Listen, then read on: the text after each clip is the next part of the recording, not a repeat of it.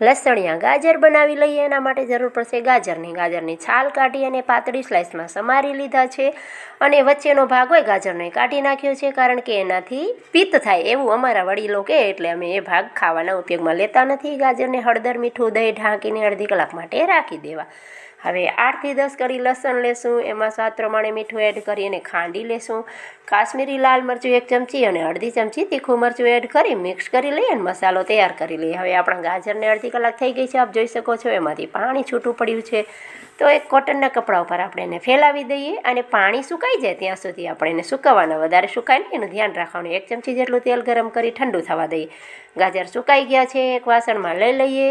લસણનો મસાલો એમાં એડ કરી દઈએ અને તેલ હતું એ પણ આપણે એડ કરી દઈએ. તેલ નાખવાથી ગાજર ઉપર લસણના મસાલાનો કોટિંગ એકદમ સારી રીતના થઈ જશે. તો આપણા લસણિયા ગાજર થઈ ગયા છે રેડી. તો રોટલા સાથે એન્જોય કરો.